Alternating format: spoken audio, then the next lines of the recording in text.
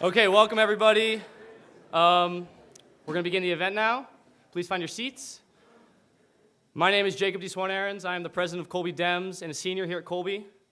We are extremely excited to welcome Graham Platner to campus today. I would like to extend a big thanks to his team for working with us for months on planning this event. An especially big thanks goes out to Graham Platner field organizer, Colby alumnus, and former Frisbee co-captain with me, Joe Grassi, for those of you who know. Joe and I, once again, had the pleasure of working closely together, except this time we weren't dividing cars to a tournament. It was much more complicated than that. To those of you who are coming from our surrounding community, welcome. We are delighted to share the space with you all and hope to continue to build the bond between Colby Dems and our neighbors.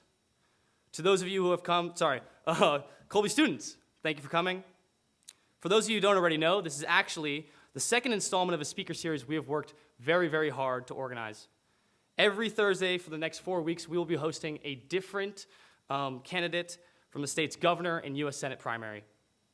Last week, we were fortunate to have Troy Jackson and Parker Reed for a fantastic first event. And next week, in this very room, we'll be having gubernatorial candidate Angus King III at 5:30 p.m., which makes Colby one of the rare places where you can see both Angus Kings on the same stage within 1 week.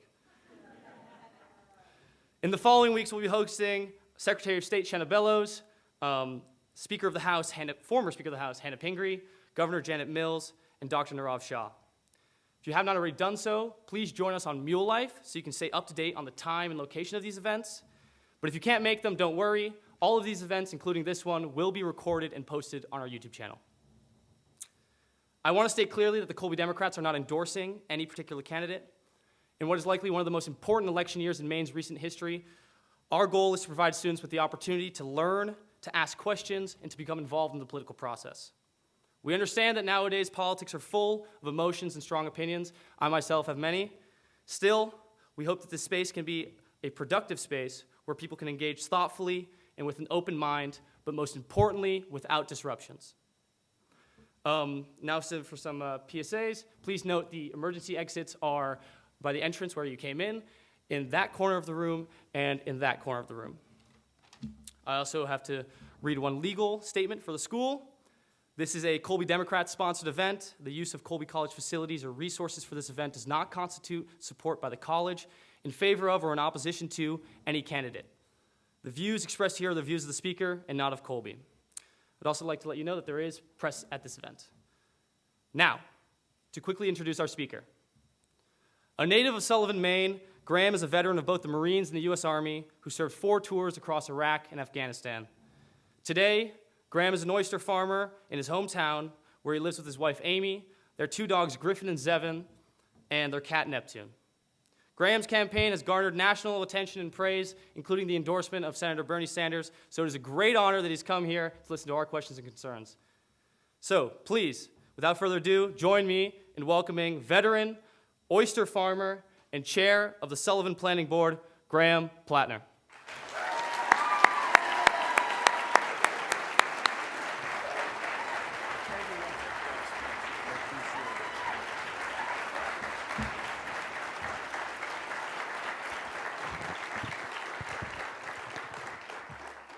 Thank you, Jacob, and thank you to the Colby Dems for hosting this. It is very important that candidates come and speak, not just to people around the state of Maine, but also to students, because many of you may choose to stay in Maine, many of you might be from Maine, and while you're here, you are Maine residents, and you can vote in our elections. And so it's incredibly important that you get to hear from all of us. And so I just really appreciate the opportunity to come down here. I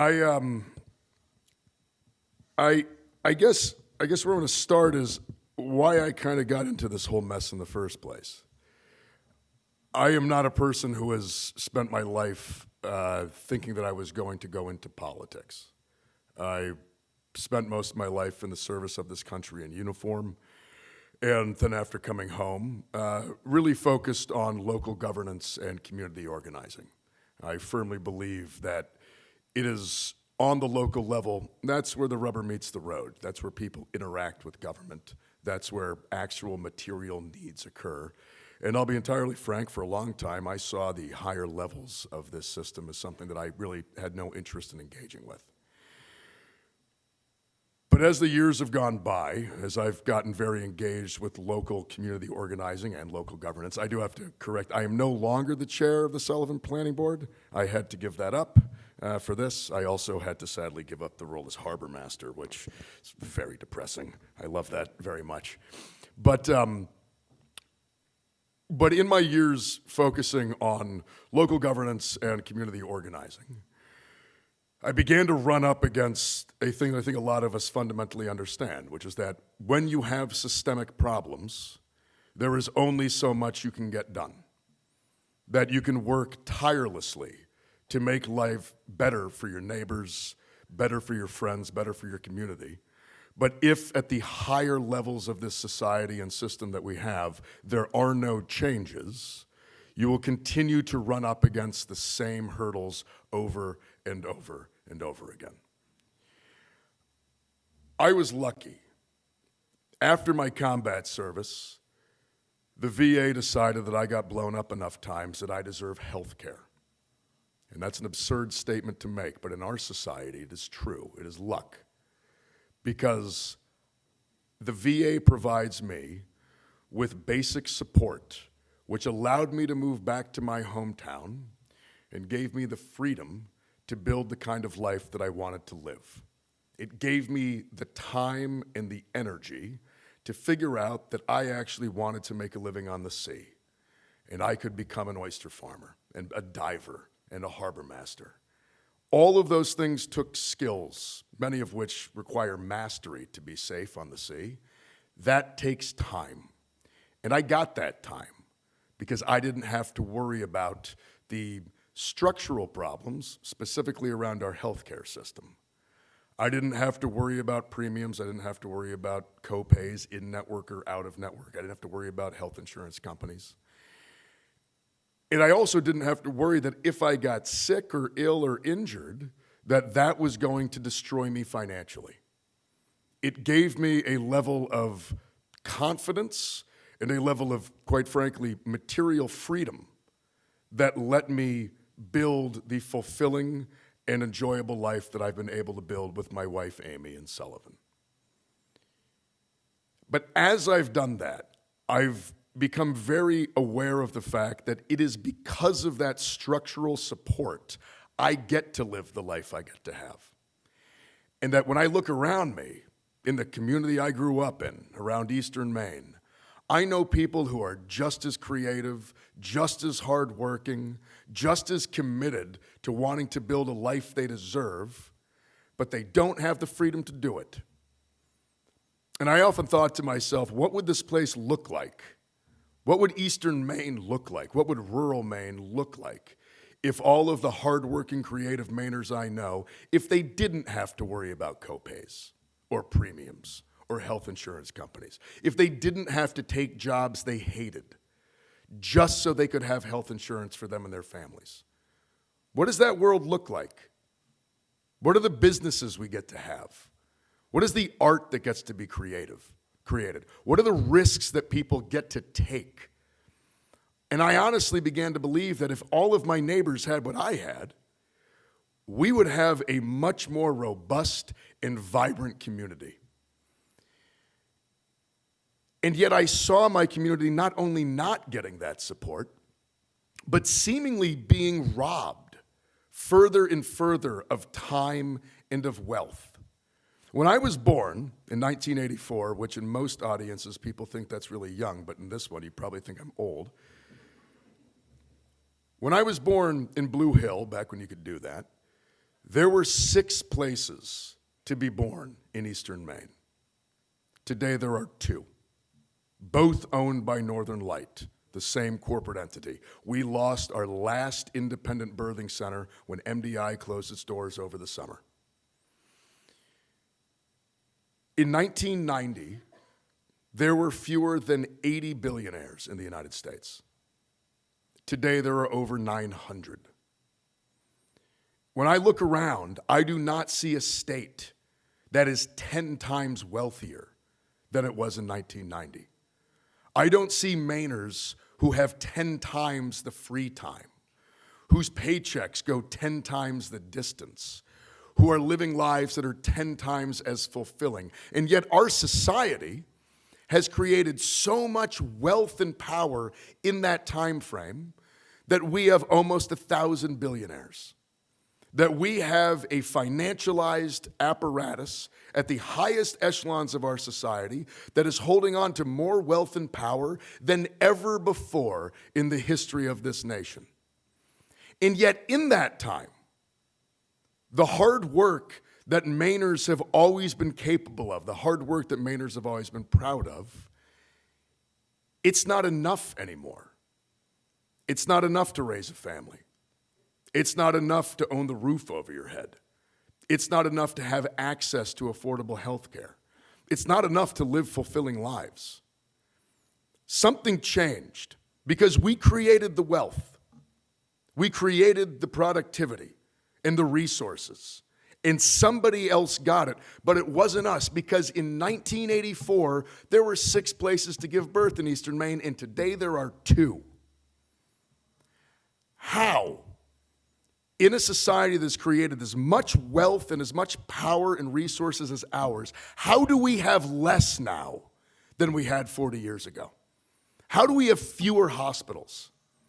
How do we have fewer schools? How are Mainers working more hours and getting less money? How are people spending more time just trying to hold it together and no longer having time to dedicate to raising a family, time to dedicate to their community? How is that possible? And the answer is because this system that we have was built.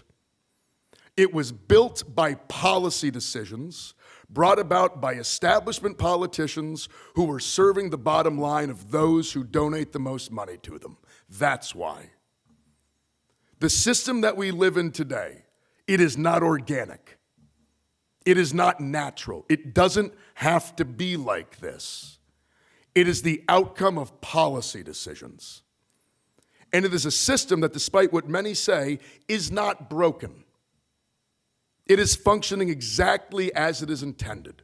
The purpose of the system we live in is to rob working people of time and wealth and power and energy and put it all into the bank accounts of those who already have those things.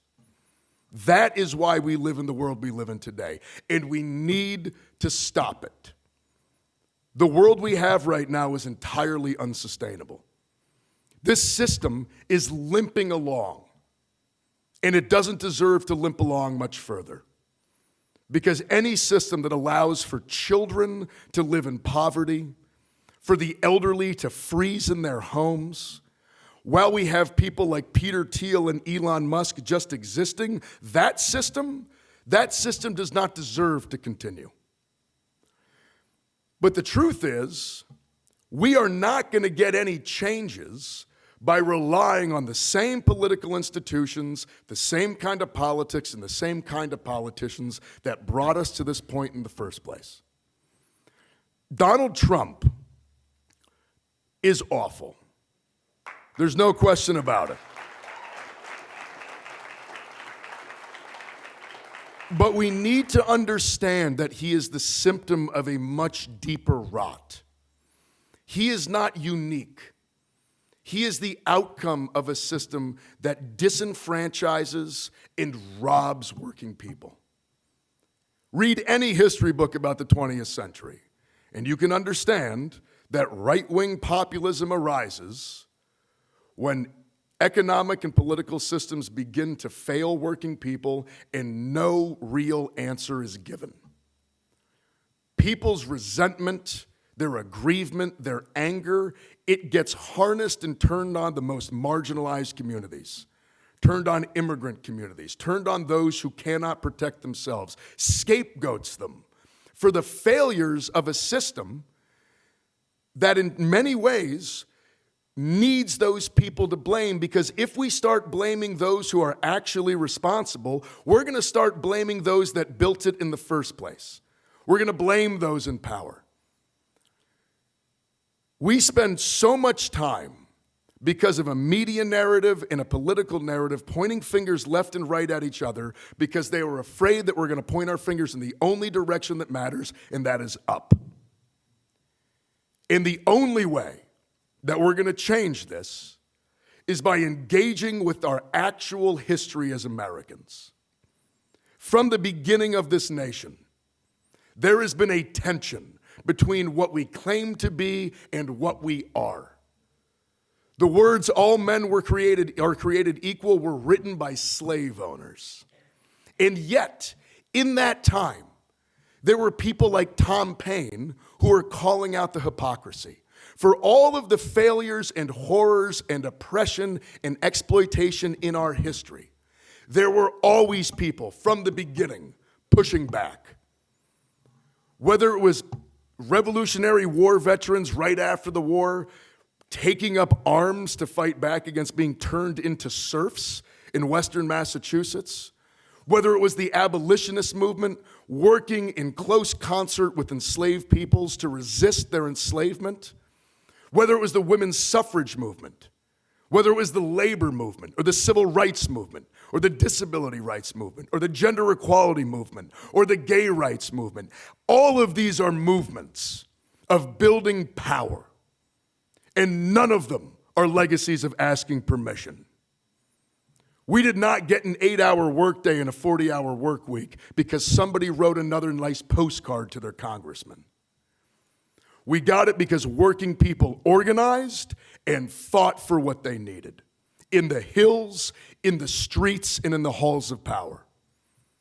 Women did not get the right to vote in this country because men gave it to them. Women organized and put their bodies on the line for decades, fighting for a fundamental right in any democracy. And when they got it, it was because of that work, not because someone in power just gave it to them.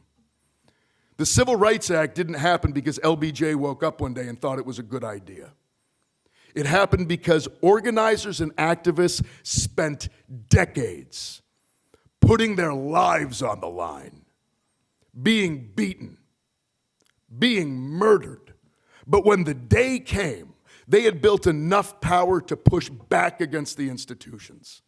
That's what got us the Civil Rights Act. These are our legacies as Americans. They are legacies of power building, and they are legacies of organizing. And if we are going to win this time in American history, if we are going to retake this nation for the working people that built it, we need to reconnect with those legacies. If we don't, we will lose. And we cannot lose. Because what losing looks like is what we are going through now. Losing looks like immiseration. Losing looks like state repression. It looks like masked federal agents murdering American citizens in the streets. That's what losing looks like. And our ancestors, who moved the ball forward ever so slowly for generations, they did not do all that work for us to give up. Nobody ever wants to live in interesting times. All of us would prefer if we could just stay home and be comfortable, but we can't. We have reached a moment in American history that looks far more like the hard struggles of our past than it does like our recent political activity. We need to connect with those legacies of power building and organizing. And the only way that we're going to win is to do it and to fundamentally understand that it is only in each other in this society that we can build the power to fight for what we need. We have been told a story for a very long time that power is not for us.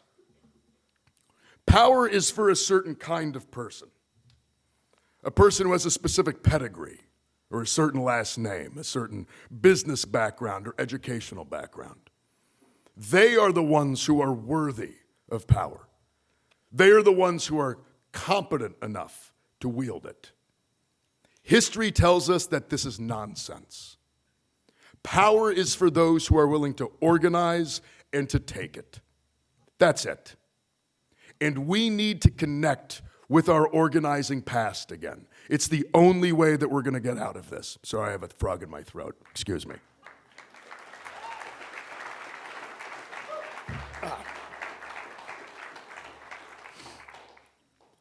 But power building is hard. Something I say often on the campaign trail is that organizing isn't complicated. It's just incredibly difficult. It is difficult in a fundamental way. You have to go out into your community and you have to tell people what you believe. You have to have conversations with people that you know are going to be difficult, and you have to have them anyways. Because if we do not find a way to build common ground amongst working people in this country again, we are never going to build the power to fight for what we deserve. We have to understand that so much of the polarization, so much of the hate and the resentment, it serves only one group, and it serves the group that is already at the top. They build the conversation to make sure we never realize that it is only in each other that we have the ability to change this whole thing. And we have the ability to change it. Because ours is not just a history of organizing, ours is a history of huge systemic change that has required immense amounts of imagination, political will, and public investment. If I am any kind of Democrat, I am a New Deal Democrat. My heroes, my number one hero, is Frances Perkins. For those who might not know, Frances Perkins, who, while not a Mainer, she did her best thinking on the Damariscotta River, so we're going to claim her. Frances Perkins was the first woman cabinet member in American history. Went up into the FDR administration in 1932 and served as the longest serving Secretary of Labor in American history. Frances Perkins went into government with the fundamental understanding that the purpose of government is to provide good lives for all under its jurisdiction. She took that thought, she took that foundational belief up into the Roosevelt administration, and she brought us Social Security. And she invented it out of whole cloth.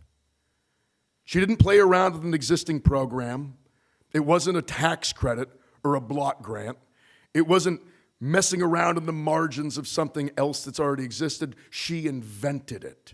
She invented unemployment insurance. She laid the ground for the politics that later brought us Medicaid and Medicare. This was a politics of imagination, of believing that a society that lets its elderly die in poverty is no society at all, and that the answer to that needed to be something big. And it was going to require an immense amount of political will and an immense amount of power to make it happen.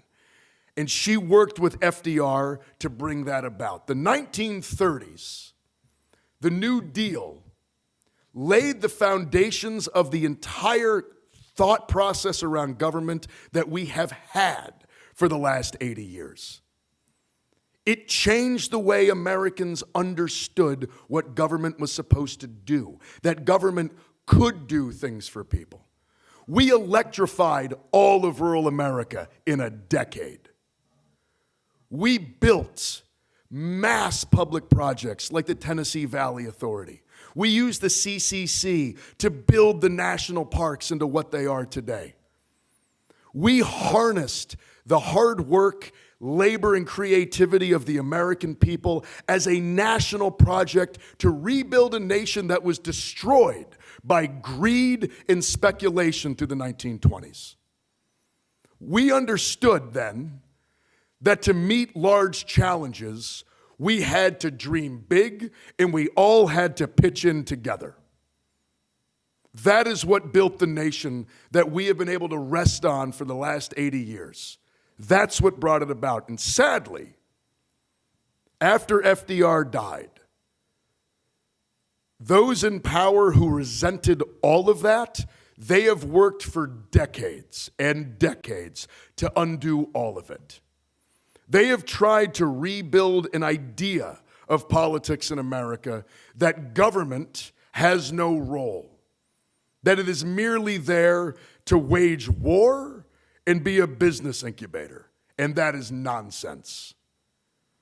Government is what builds our society. It is how we build it together. But for it to work for us, it needs to represent us. And the problem is that for too long, we have had a politics that has been not representative of and does not represent the American working family. It is a politics that has been built by people who believe that there is a certain type of person in our society who is worthy of it, and it isn't us. We look at politics as an elite performance, something that we see on television, people that we've never been able to connect to, that do not look like any of our neighbors, that do not sound like people that have worked for a living. We see them and we see all the money that gets spent, and we see theatrics. And that is what we have been told is politics. That is not politics. That is theater. Politics is about power, and politics is about organizing. That is what politics is. And we need to re-engage with that. We need to build a politics that allows people from the real world to go up there and represent their constituencies. The only reason I get to do this is because a bunch of labor unions pitched in early on and gave me the resources.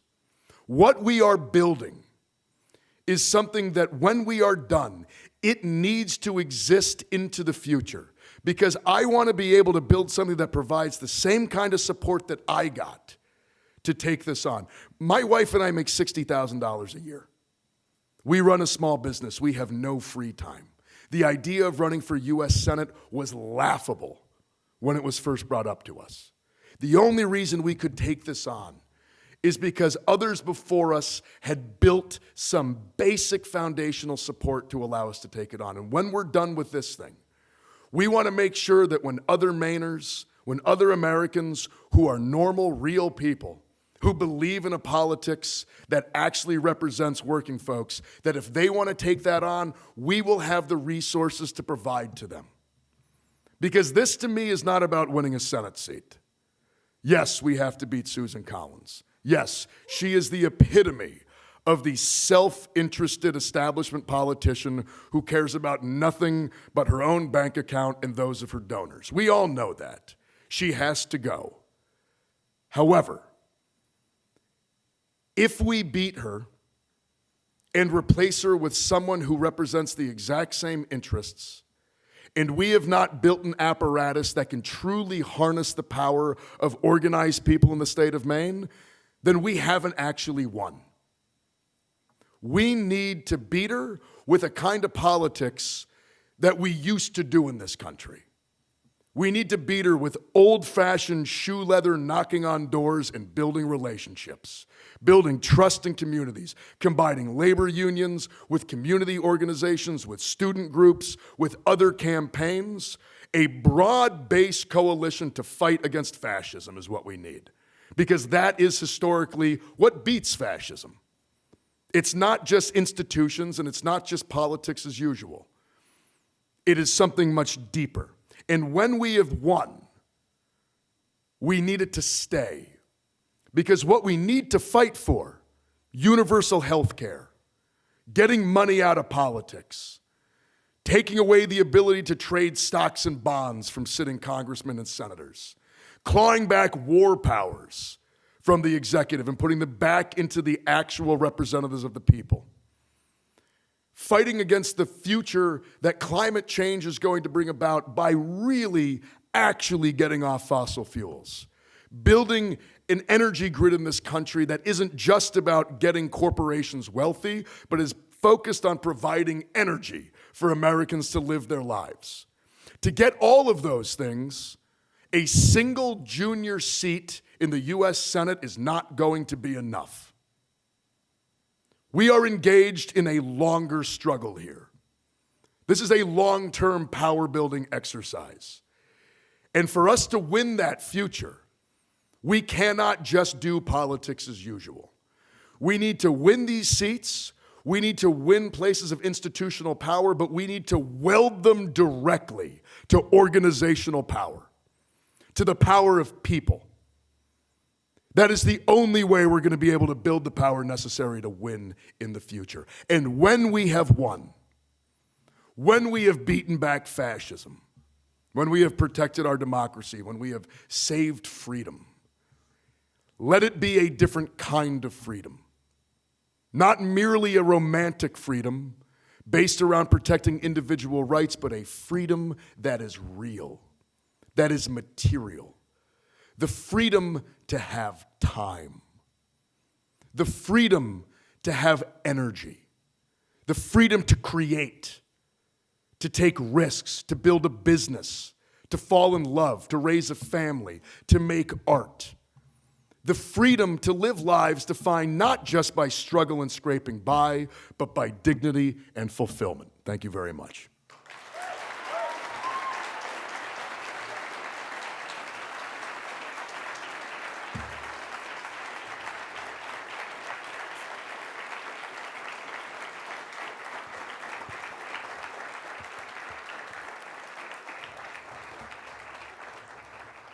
Before we get to questions, I guess you guys all know Joe. I didn't know everybody knew Joe. Joe's going to come out and give you the field pitch because we need your help. All of this stuff, this organizing talk, it's not bullshit. We need to organize, and that requires you. That requires putting some skin in the game, getting a little uncomfortable, getting outside of your comfort zone. Joe's going to talk to you about how we could use your help in doing that. Awesome. Hey, everybody. Awesome to be here. I didn't think I'd be back so soon, but you never know what life's got in store for you. Proud. I'm a proud Colby College alumnus. I'm a proud resident of Maine, all for my whole life. And this is super exciting that I'm getting to do this work and really grateful to be with you all here. So thanks for being here, first of all. Field-wise, as Graham has said, we need to build back this power. We need to get back involved in politics. That's really how I see it. I was lucky. I consider myself very lucky. First of all, I was born in a town called Freedom, so that's a great start.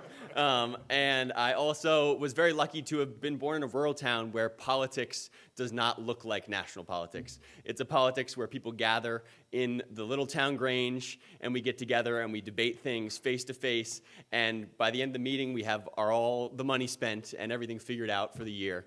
And it's pretty simple, and we do it in community. We all know each other, we all care for each other, and even if we don't agree on things, in rural Maine, we really know how to get past our differences and take care of each other, because that's what it's all about. That's what community is. We look out for each other, and that's what politics should do. We have power, and that should be put to use to actually help people and make people's lives better, because we don't all get dealt the best cards, and we should take care of, the people that need it, and we should take care of those in our community. So, that's my rural Maine experience, and so I never saw that in national politics, really. And that's what, when Graham came on the scene, that's what he represented to me, was actual change and a person who really understands what it's like to just be a person who's not trained for politics, be a person who's real, who's had a job, who has family in lots of different situations. That's what it's all about, somebody that understands us. To make this happen, we obviously really want to get Graham elected. We need to get people engaged. And I'm seeing lots of different faces. Some people, we got young and old. I'm super excited. We got so many students here.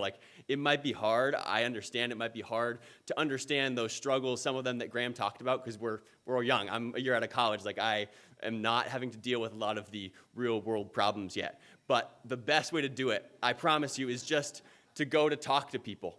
Get out there. It's going to be a little bit uncomfortable. But when I went out and canvassed for the first time, that was one of the most revolutionary days of my life. It was just mind-blowing to actually talk to real people around me in my community and hear what they were going through.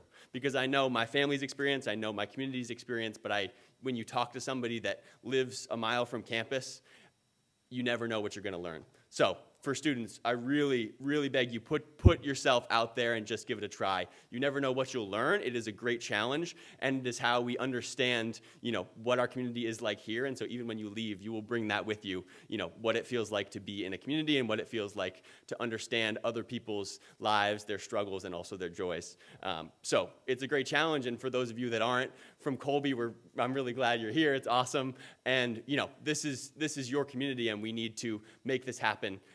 In Maine, in rural Maine. I'm a rural Mainer, and we need this change to happen. So I really hope everybody shows out and gives it a try. It's a challenge, of course, going out there and knocking on someone's door you don't know, but it is really worth it, and it is really rewarding to make a connection with someone else. And we're not asking you at this point to beg them to vote for Graham or anything. We really just need to build connections. We need people to understand who Graham is. We need them to understand when the primary is coming up in June on the 9th. We need people to understand what the systems of power are that exist in Maine. One of the big ones is the Democratic caucuses. Those are coming up in about a week. And that is where the Democratic Party, we elect people from our communities and we send them to Portland to establish the party platform for the Democrats of Maine. And that's a great one, even if you're not comfortable going out to canvass right away. Go to the caucuses next weekend. They're going to be all over the place. We can get you all that info. We have a lot of caucuses in the area, and we would love to have folks understanding what democracy looks like on a small level. So we got doors to knock, and we have the caucuses coming up, and those are our first big ways to get involved. We are going to be knocking doors in Waterville this Saturday and Sunday at 1 p.m., and we would love to have you there. We already have a great team of volunteers in the Waterville area, so super grateful for you all, and I would love to have a bunch of Colby representation there, because I think you really will learn a lot, and it will be a really great way to just understand what politics looks like on the small level and understand this community around us here in our little bubble on Mayflower Hill. So please, we're going to hand out some sign-up sheets, and you can also come find me after the event. I'm going to be out there at the table, but we would love to have you this weekend if you can make it. It's a great chance. If not, we're going to be doing more. You'll hear from me. Reach out to me anytime. I'm always available. But yeah, super excited, and I hope to see everybody out there.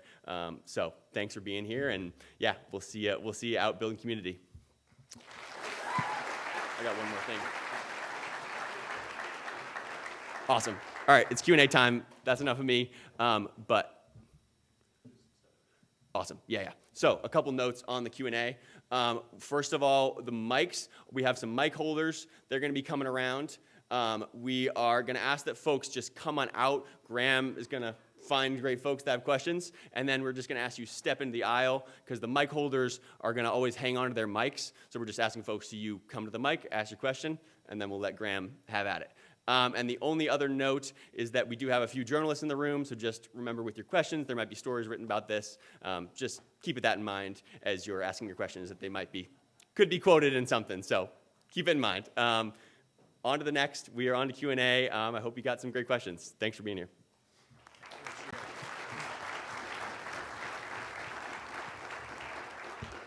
I guess that means I won't be able to swear so much. Okay. Right before we start doing, so we've been holding these town halls all over this. I think we're coming up on like 40 of these things since the campaign launched. We got another 15 to 20 before the primary. We're going to keep doing them after that, and we're going to keep doing them after I win.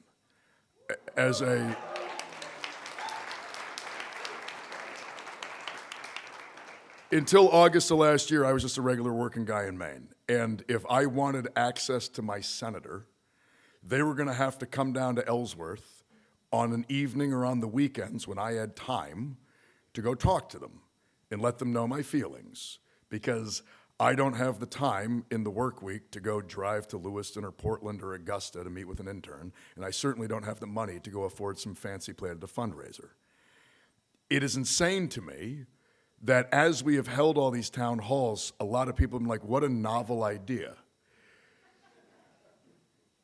Because to represent people, you kind of got to go talk to them, and you really got to go talk to them in their communities. That's where working people are. They don't get to just do what the lobbyists do, which is have a senator's cell phone number on speed dial or be able to know how to get access to them. You need to be accessible. I firmly believe in small d democratic politics.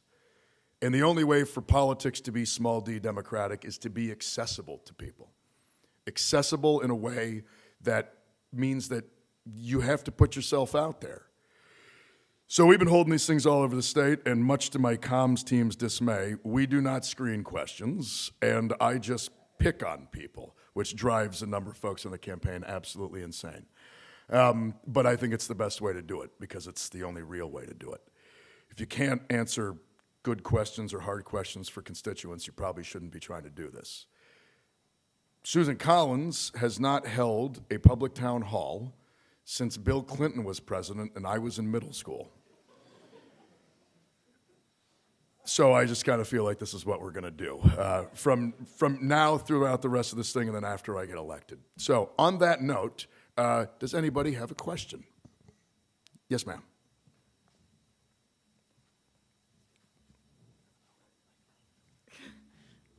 Okay. Over the last couple of decades, we've seen a couple candidates campaign on progressive and populist policies to get elected, but significantly backtrack and move away from the platform that got them elected, with notable examples being senators like Kirsten Sinema and John Fetterman, and even to some extent Barack Obama. Considering your somewhat ideologically inconsistent background, how can Maine voters trust that you will continue to uphold the progressive values that you currently campaign on? Thank you. One, I would say John Fetterman is the bane of my existence. The fact that man exists means that I get asked about him all of the time. A couple things. One, I would say, like, my background is not that inconsistent. I've held fairly progressive views. Over the years, certainly after my time in combat service in the Marine Corps, I definitely held views that I no longer hold now. When I was there, it was an all-male institution, very crude, very crass, very violent. It was and I definitely embodied a lot of those kinds of values, if you can call them that. After leaving and going into the real world and interacting with regular people, I was like, oh yeah, that's actually all real weird and toxic. And so I changed my ways and my thinking. But I've certainly held, even since high school, very, I don't know if even progressive is the right word, but like economically populist views. I have always felt that, quite frankly, capitalism as it exists, as we live in it, is exploitive and oppressive. It needs to be changed. The system that we have is clearly only works for a few people. I've become very critical of American foreign policy, primarily seeing it as something that is neo-colonial and neo-imperial. I mean, we absolutely act in a manner around the world that is good for the interests of the wealthy and powerful, not the interests of working people in this country. But in those interests, and we, despite claiming some mantle of international law and some system of international norms, we only apply those when they're good for us, quote unquote. As we've seen with the genocide in Gaza, we are happy to dispense with all of that if we feel as though it's not good for, well, those in power here. I've had these feelings for a very long time, and I've been fairly outspoken about them, although I wasn't running for politics, so you'd mostly just have to go ask my friends if I complained about the stuff at a bar in eastern Hancock County, which I've been doing for a long time. Something I would say is I have not been trying to get into politics. All of those folks you mentioned, there are a lot of people that if you look closely at their background, they were attempting to become politicians for a long time. And they would go hunting for a politics that they thought was going to get them elected. I am running on my politics. This is what I believe. I've been, on the beginning, the day one of this thing, when we launched the campaign, I insisted we have a very fleshed out policy page. I used to live in Washington, D.C. I was a bartender on Capitol Hill. And I have friends from that part of my life who are in politics, the kind of politics I don't really like very much, but they're in it. And they all called me. And they're like, dude, no, take the policy page down. Nobody reads that stuff. All that's going to happen is down the road, your opposition is going to read through it, and they're going to use it against you. And I was like, you don't understand what I'm doing here. If I lay out my politics clearly in policy on day one, people know where I stood at the start of it, and they always get to reference it to see if I changed, to see if I turned around or said something else. Now, I am one that does believe that politics should transform over the space of one's life. It's important that we believe in transformational politics. It's the only way that we actually have hope in the future, is that we can all develop a more aware and a more fleshed out political understanding. I think that's really key. So I'm not necessarily tied directly to if you believe one thing once, you can never believe anything else again. I do think, though, that there are some fairly foundational, important things that if you change your mind on, like taxing the rich, using anti-monopoly law to break up corporate power, ending America's imperial wars, these are things that I think it's obvious if you change your mind why you changed your mind. And it was important to me to make sure that from the beginning that was out there publicly so people could always go back and reference what I said I was for in the beginning and what I say I'm for later on. I know that this is just a politician up here saying, "Trust me, bro." And of course I could be lying. There's no question about it. I mean, if I've told a lot of people, if I looked at myself, I wouldn't trust that I was real. If I was seeing a candidate like this, I would be like, yeah, I've seen this before. I don't really buy this. I get that. I mean, I've had that same frustration, and we've all been burned before. I guess what I can say is that I have lived not a public life, but if anybody goes and digs into my background, it's pretty obvious the kind of life that I lived, the kind of work that I've done, the kind of community that I'm from. I have had lots of friends who've known me for a long time. There are a lot of people in my community who have known me since I was a kid. They know me the whole time. I'm not trying to hide anything. I've got nothing to hide, and I'm not trying to pull the wool over anyone's eyes. And part of that is just essentially asking for people's trust. And that's hard, considering how often we have been lied to by those in politics. But the other thing is I just fundamentally think that I am not engaging in that kind of politics. In fact, one of the reasons why I'm so obsessed with the organizing piece is that not only is that a way that we build power, it's a way that we hold everyone accountable, including myself. If I go down to Washington, D.C., and I suddenly decide that I think senators should be able to trade stocks and bonds, and I suddenly think that taking money from corporate PACs and super PACs is a really good idea, I think I should never have a quiet public dinner ever again. I think people should make me pay a cost for having lied to my constituents, and the way that I guarantee that is that we help build the mechanism to make that happen. It needs to stay, not just to discipline other politicians, but also to discipline myself. Make sure that we have the ability to impose on those who are supposed to represent us. Because telling people that we're not going to vote for them in 6 years, yeah, well, we've done that for a while and it hasn't worked. We need to make people, frankly, pay a cost for selling out their constituents. I want to build that apparatus so it can be held, so I can be held to account by it as well as anybody else. So for me, combining that with the fact that I'm fairly outspoken about my politics. I don't really run away from things, even things that I am told are, problematic or uncomfortable. I don't think they are. I actually think they're mostly popular and people all agree, except for those in power. But again, I am running on my politics.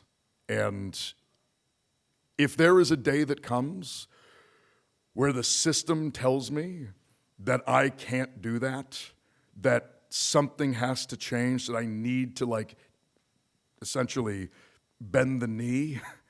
If that day comes, I'm going to go back to being an oyster farmer. That's the life I loved anyways. That's what I'd rather be doing. I'm doing this because it feels like somebody has to, and this opportunity arose in my life, and I got to do something about it.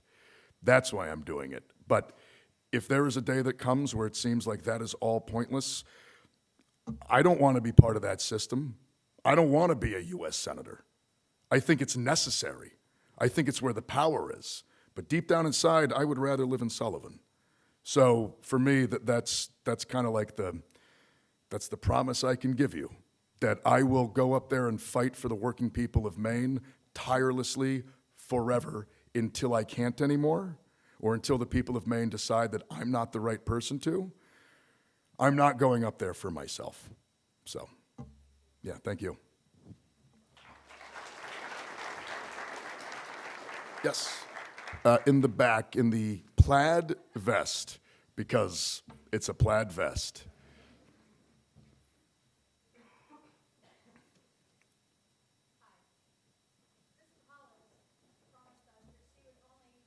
run for 2 terms.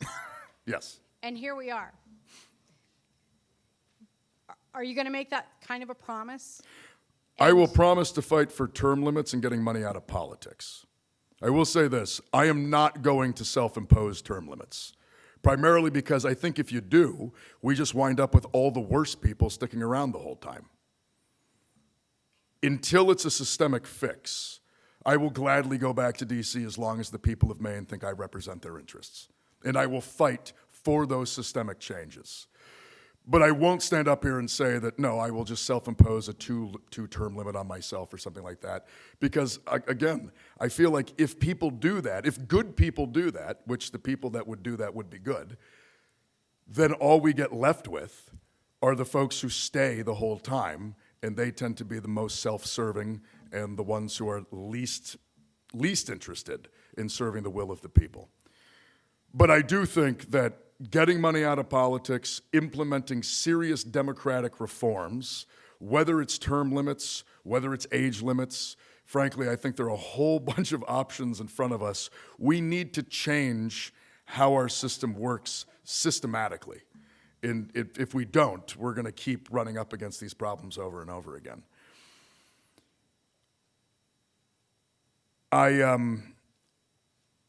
I had something else I was going to say there, but I forgot. So I'm not going to self-impose that, but I do think that this is what I'm going to say. If I have my way, elections will be publicly funded and they'll last about 2 months. And if a billionaire looks at a TV ad the wrong way, the FEC comes down and hammers them. That is the kind of politics we need. We need to get this whole political industrial complex out of the process. Doing this myself, interacting with it as a regular person, it is insane how much money is in this nonsense. It's disgusting. And none of it goes to anything real. So much of it just goes into this kind of self-licking ice cream cone of consultants and organizations that are just there to move the money around to get everybody within it rich. It's deeply frustrating. And it's really frustrating that to get money out of politics, we have to raise an immense amount of money and partially engage in this nonsense. It drives me insane. But I think that it is those kind of reforms, that is what we need to do. Much like I'm not going to stand up here and tell you that I'm not going to try to raise millions of dollars. I am. We need to raise millions of dollars to beat these people. We shouldn't tie our hands behind our backs. What we do need to do is once we have power, we need to make systemic change. And things like term limits need to be on the table. But until we have them, I don't think self-imposing them is actually very effective or realistic.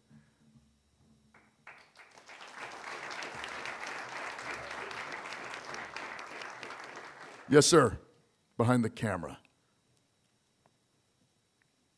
Thanks. Graham, you mentioned Frances Perkins. She's also a hero of mine. Just wanted to note that she's being elected into the Maine Women's Hall of Fame next month, which is pretty rad. That's right. Yeah. Also, she has a national park in her honor at her homestead in Newcastle, which I was honored to be a part of that campaign to designate under President Biden. But my question is actually about national parks. In the last year, the National Park Service has lost more than 4,000 of its staff. Yeah. Here in Maine, we have more than 4,000 visitors to Acadia, a really critical part of our economy, and you're part of the state. If you were our senator, how would you fight for our national parks and our environment? The national parks are historically one of the most amazing things we came up with, that and public lands in general.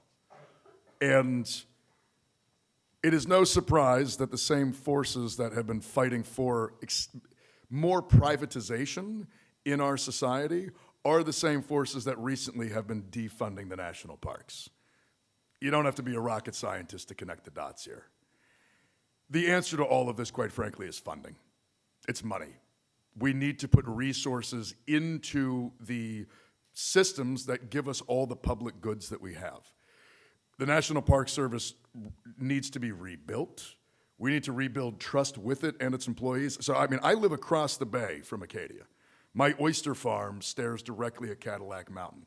While I can't say we have the best oysters in Maine, we definitely have the best view from any oyster farm in Maine, I will say that.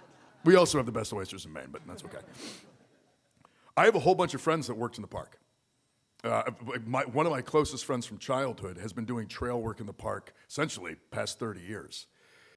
He got furloughed when Doge came in and just said everybody's been fired. They literally just like told him that because he had just been rehired because he had a family, and so he was in his probationary period, and they just fired every probationary employee.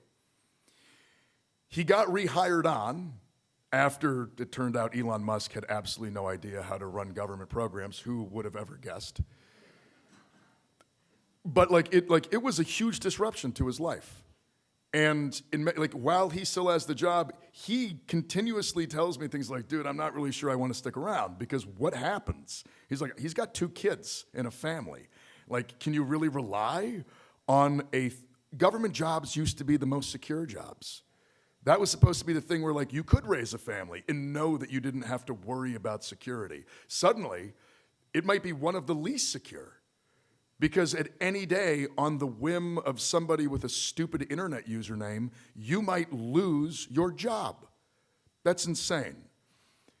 I think to rebuild that trust with the federal workforce and to frankly rebuild those programs, when we have power again, we need to reinvest heavily and expand the Park Service, expand those programs, expand the workforce. I mean, Acadia had essentially a shortage beforehand. We didn't have enough workers to actually meet the 4 million people that come here every year. Now we have a diminishment in those numbers, and it's going to be a problem. The only way to fix that is by, frankly, extensive investment.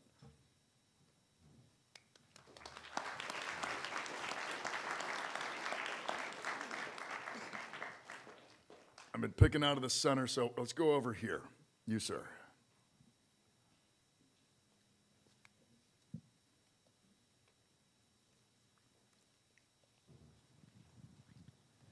What's your plan to keep foreign entities out of politics in Maine and the U.S. as a whole? Yeah, it's really frustrating. And we had that referendum a couple of years ago.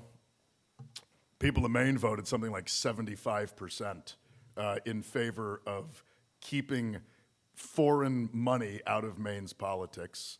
And then, of course, it promptly ran up against what always happens, which is that the institutions came down and said, well, we're not even sure this is constitutional, even though, like, on a fundamental level, it seems like a pretty good idea.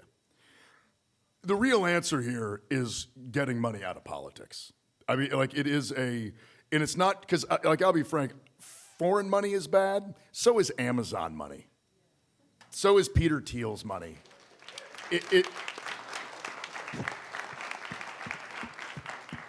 Like, I don't think money from China should be in Maine's politics. I also don't think money from Silicon Valley should be in Maine's politics. In my opinion, they're all from away. So it is but on same on the federal level. And so much of it, it's not just about restricting foreign influence. It's really about restricting corporate influence, which I think is in many ways just as detrimental, because multinational corporations, they've got no loyalty. They may claim to be American, but they're not. They're loyal to their bottom line, and they will break anything they can to get richer.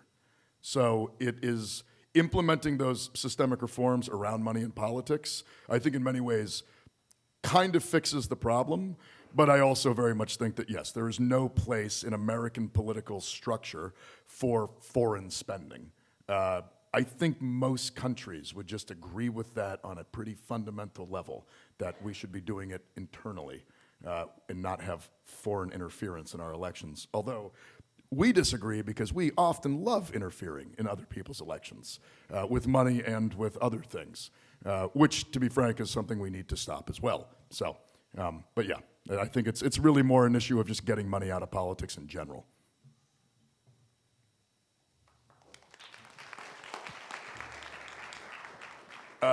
Just because it's a USMC sweatshirt, so my. Paul Graham, Semper Fi Ellis, and thank you for being here. Hey, Semper Fi. Semper Fi. So my question is, you've been open and honest throughout your campaign about your PTSD, and I think honesty is a great virtue, and I greatly admire you for that, and that's one of the many reasons I'm voting for you. But what would you say to the people of Maine who might be wary about that, who might think it's an inhibiting factor? You know, I think people really don't understand how PTSD works, I'll be honest. like I don't like jump when I hear fireworks, and I don't like scan the rooftops. My PTSD mostly manifested itself in anxiety and depression. I spent years kind of in the hole after my combat service, feeling both very lost, but also having direct symptoms that once I started getting treatment, I found out were direct symptoms. But for years, I just thought, I'm like, it's fine. I drink too much because I was a Marine. Not, I drink too much because I'm in an immense amount of pain and I'm using it to self-medicate. You know, it was only after I actually started going to treatment that all of these things that for a long time I just kind of felt were like normal, it turned out they were very abnormal. And the only way to deal with them was to go to actual treatment. So, like, you know, again, we have this kind of narrative in our society that, like, guys with PTSD are, like, living in the woods in a shack, like, you know, reliving the war. And it's just not true. I mean, some guys, sorry, I was in the infantry, so I say guys. Some men and women very much do have that kind of reaction. And for some people, it manifests itself in a totally different way. In my way, it was mostly anxiety and depression. And the reason why I get to live the life that I live now, though, is because I went to treatment. And I continue to go. Like, I still go to therapy. I don't really talk about all the serious things I used to. Now I mostly complain about the fact I'm running for Senate. But it is, I mean, that's a continuous thing. Much, I mean, I have 2 herniated discs. The cartilage in my knees is gone. My ankles are all jacked up. I was a machine gunner. The infantry is hard on your body, especially combat service. The things I need to do to keep my body basically functional, it's therapy that I'm going to have to continue doing, physical therapy and mental therapy. It's just kind of what you got to do when you have trauma and damage. I think a lot of people fundamentally understand that you can have that kind of background and not be some kind of wild, loose cannon. One of the things I will just say is, after World War II, where people saw a lot more combat than I ever saw, we had a whole generation of politicians who came out of the fields of Normandy or the beaches of the Pacific, who still went into politics and functioned very well as politicians. And nobody sat around being like, I'm not sure that JFK should have ever been president because his PT boat got sunk once. That was not a thing, and it never should have been. I think today, like, I'm happy to be open with it. One, because I, in many ways, want to destigmatize it. I also want us to have a much more honest conversation about what the outcomes of sending young men and women off to combat actually look like. And I don't think in any way it's disqualifying. And I also think that most people, once I can talk about it openly like this, fundamentally understand that, yes, it is trauma. Yes, you get treatment, but that's also how you grow. And that's also how you continue to live a better life. And you can still be very, very functional. At least, I mean, I've been able to build an oyster farm. That was pretty good. So,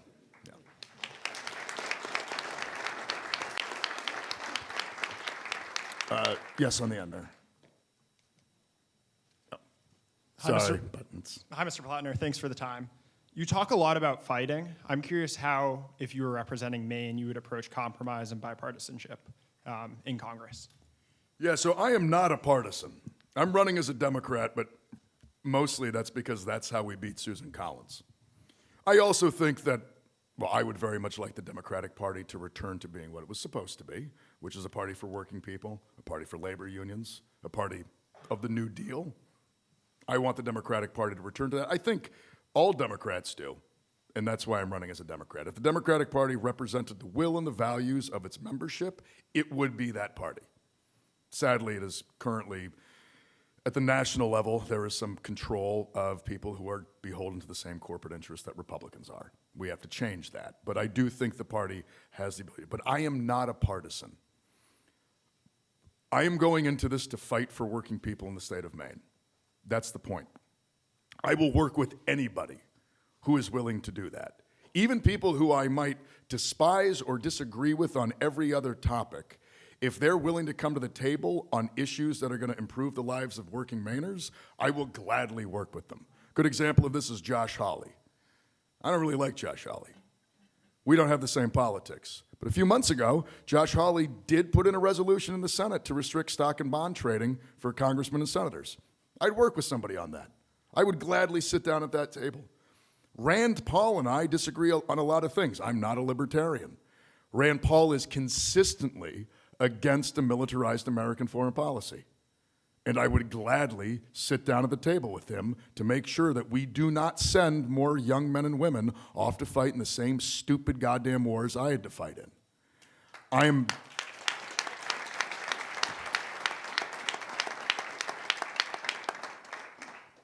I know that I come across as a bit of a populist bomb thrower, and in many ways I am. I mean, I am angry.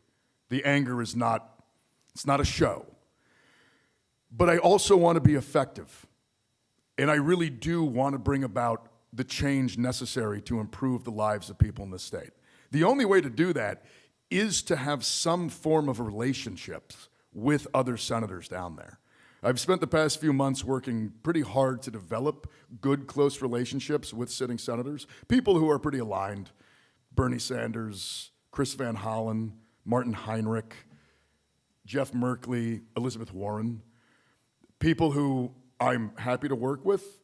I want to walk in on day one with those relationships already built to make sure that we can begin working together.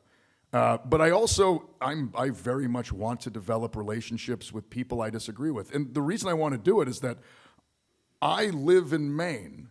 A lot of my friends, close friends, are people who I fundamentally disagree with on politics. And I still love them. They're still really good friends of mine because we grew up together, or because we work on the ocean together, or because we just see each other every week because I live in a town of 1,000 people. Like, that kind of relationship, I want to take that up there and use at least that sort of ability to find some baseline of common ground. But I also want to make sure that finding common ground is not the same as giving ground. I want to be able to find places we can work together, but I am never going to sell out my values. And I'm never going to throw people under the bus because it might be politically expedient in that moment. I don't think you have to do that, though. I think you just have to be open to having a trusting and, frankly, personal relationship with people who you may otherwise not actually like or get along with very much. But it's the only way that we're going to be able to actually get anything done. But while we're doing that, the fighting part needs to happen too. And quite frankly, that's where the organizing comes in. And while I want to be down there and be an effective senator, we have to be building power in the state of Maine. We have to be building the ability to impose on the system. Because if we don't have that, transactional politics is what got us to this point in the first place. We need to be willing to find compromise and common ground, but we also need to be building the power necessary to, when the day comes where we can't do that anymore, we just need to win. We need to build the numbers and we need to build the power. We have to engage in this project from two different directions. It cannot just be one or the other. But I think to be most effective, we have to do both.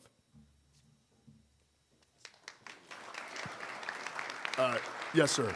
Sorry, he had his hand up first, but yeah. Graham, if you don't mind, this will be our last question. Oh, okay. Well, can we do two more? Yeah. Two more. What's your favorite run at Sugarloaf? Ooh.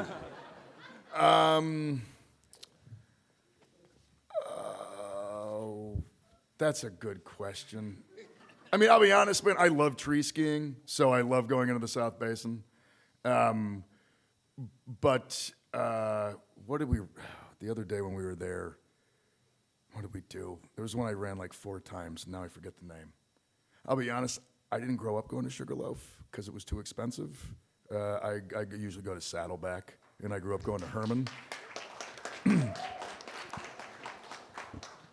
So Saddleback, Camden Snowball, and Herman are more of the places that I go. But yeah, I mean, the Snowball's the best. Yeah, my wife's from Hope, so yeah. But tree skiing, and I took my poor data director along with me who had never skied trees before. I felt very bad, but we'll do yours. Thank you for coming, Graham. I just had a question about immigration. As a senator, I'm curious to know about 1.2 million people in the United States on employment visas are in a backlog waiting to get legal permanent residency and a path to citizenship. Yeah. Because of how inefficient our current immigration institutions are, some of those people are going to wait 20, even 30 years before they can do that. What policies would you support to make sure that people who want to contribute to the U.S. have a path to citizenship? Frankly, yeah, it's a good question. We need to expand the immigration court system. We need more judges. We need more courts. At the end of the day, the backlog exists because it's a personnel issue. There are only so many courts and so many people to get to it. And this is one of these things that is always, I get very frustrated when I hear politicians talk about this. Like it's this huge, I'm like, just fund it, dude. Just put more money into it. Put more money into it, expand the numbers of people in it. Congress has the ability to do that. We absolutely could write a law expanding the amount of courts, and we could then put in the funding mechanisms to make it occur.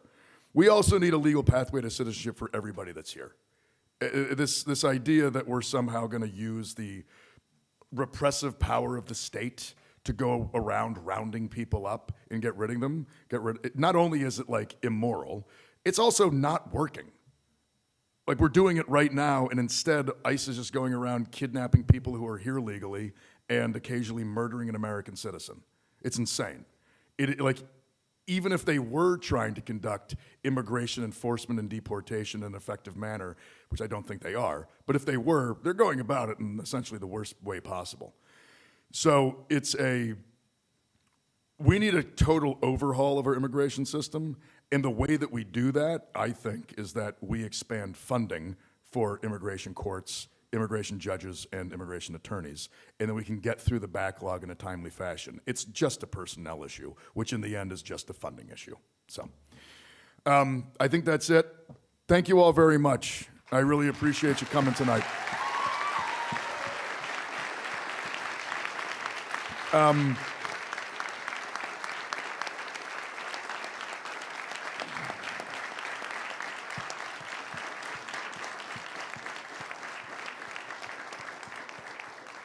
Before I leave, I'm just going to do the last pitch on the organizing thing. Please sign up to be a volunteer. And if you don't sign up to be a volunteer with us, go join Maine People's Alliance. Go join a labor union. Go volunteer at your local food pantry. Honestly, it doesn't really matter what you do. What matters is that you do something. And so I just want to leave you all with that. Thank you. Thanks a lot.